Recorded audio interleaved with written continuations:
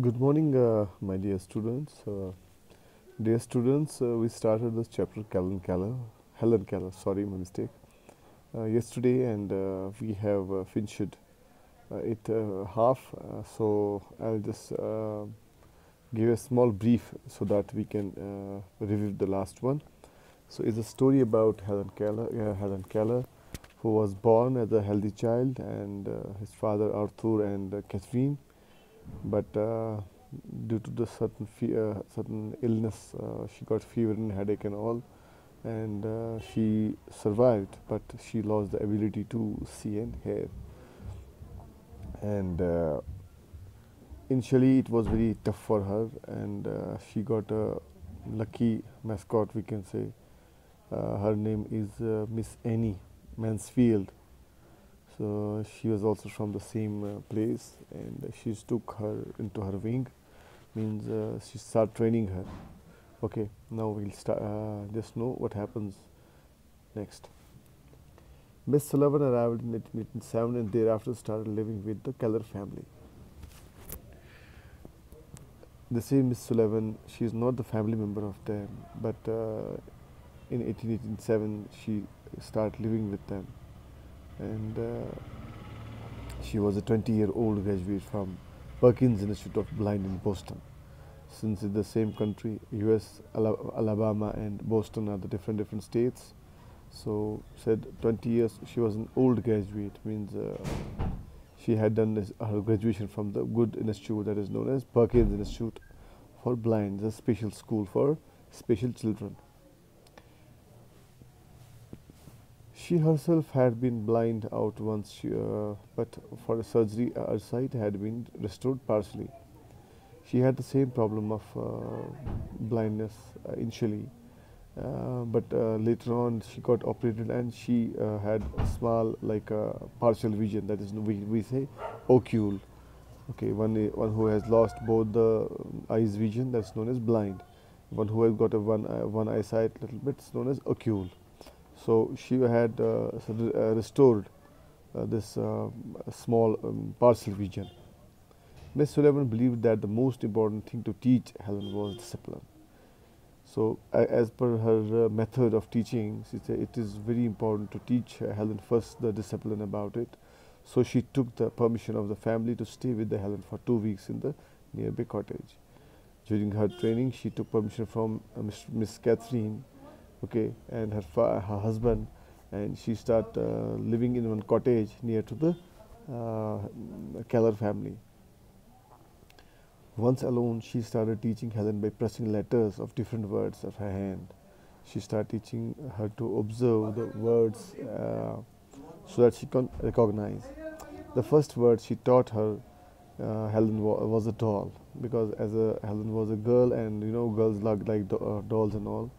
So she started teaching her observing the words, and the first word she learned is the doll, D-O-L-L. She kept a doll on Helen's lap and pressed the letters D-O-L-L on her hand, so that she can feel the words and remember them, and examine, and finally making the form of the words as a doll. Thereafter, she taught Helen many other new words. Helen would repeat the new words by pressing them on the Miss Sullivan's hand.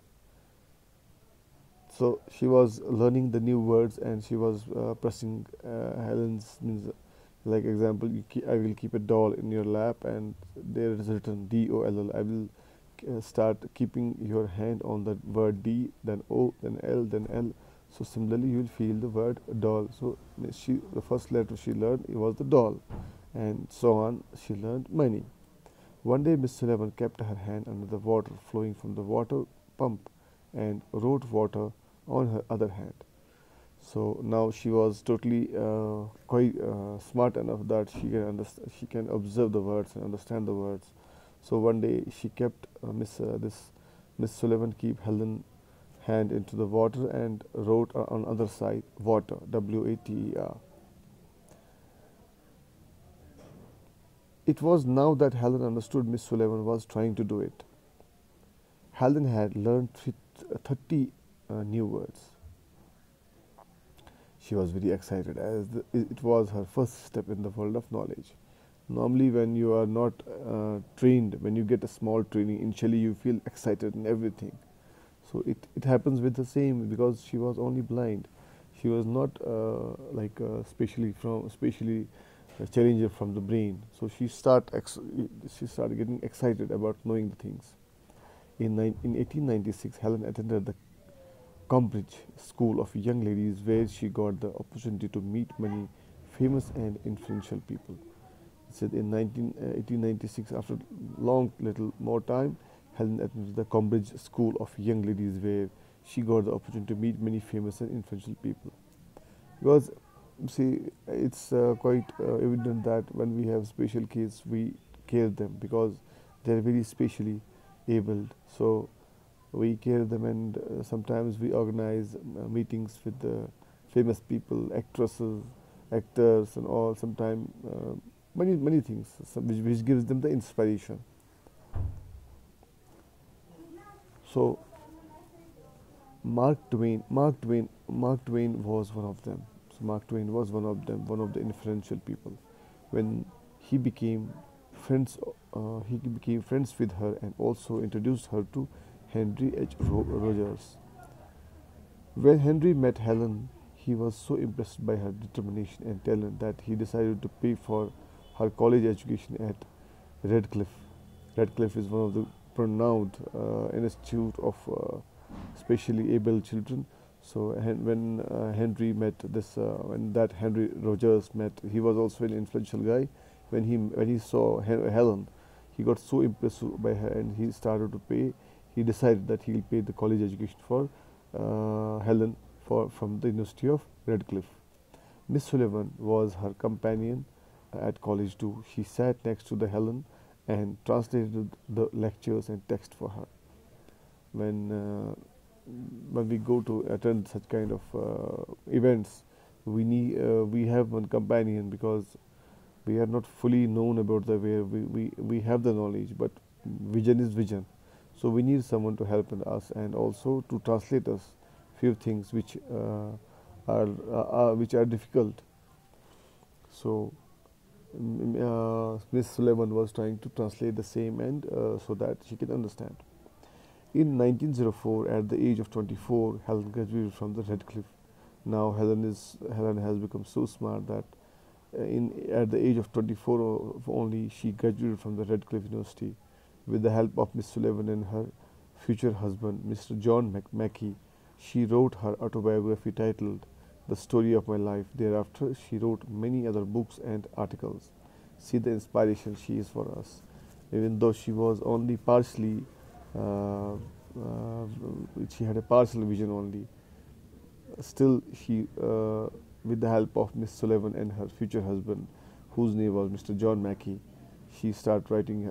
She wrote one autobiography and named that the title of my life, and thereafter she wrote many, but this one is the first one. On her path of self-discovery, Helen strongly felt that need to give hope to the people who suffer just like her. She connected with the American Foundation for the Blind and started visited many countries to give inspirational, motivational speeches and raise money for the people with disabilities. When it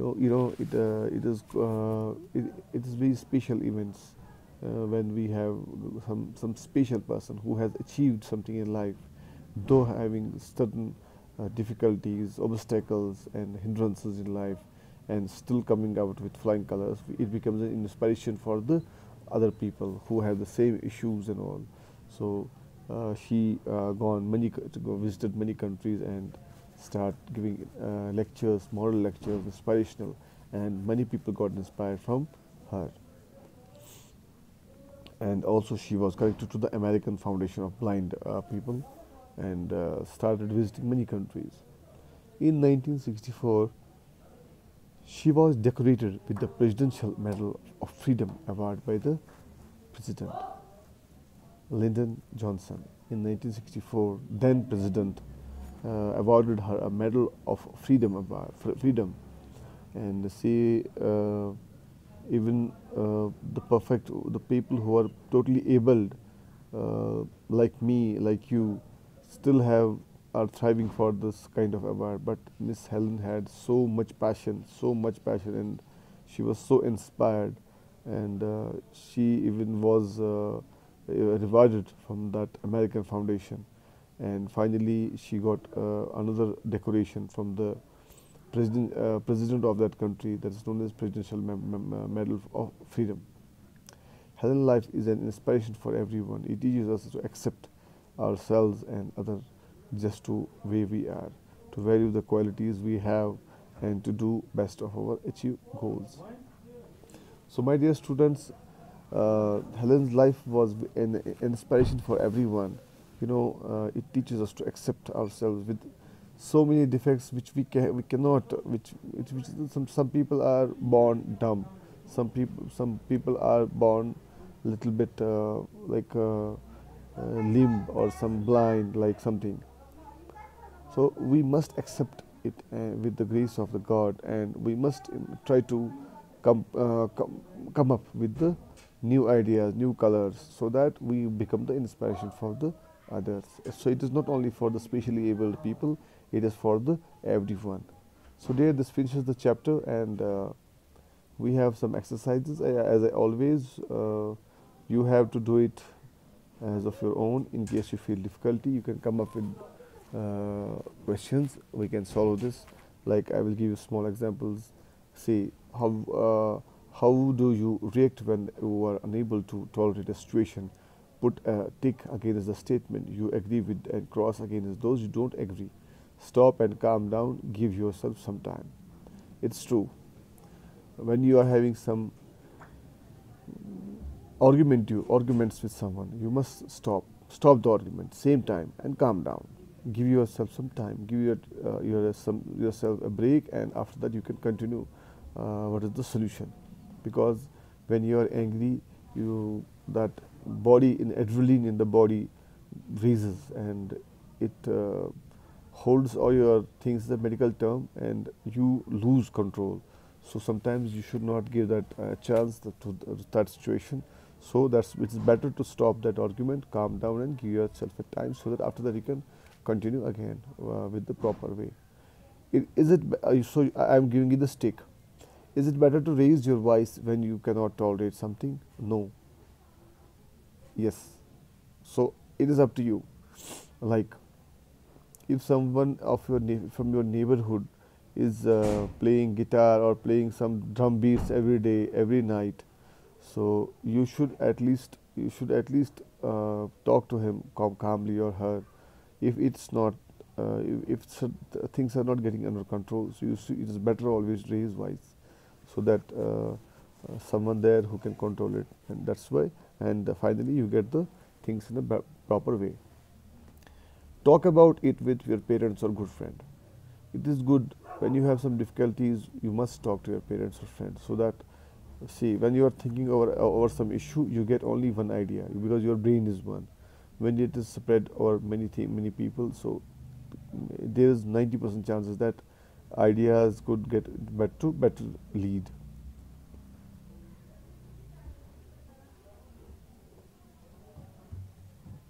Pacify yourself. You should not be angry or upset about it. True.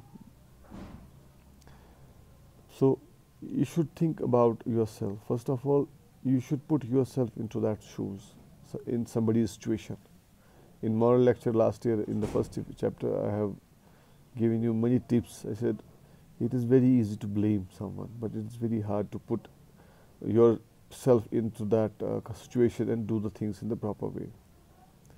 Think about what you can learn from the experience and how you can be tolerant. Say, think about what you can learn.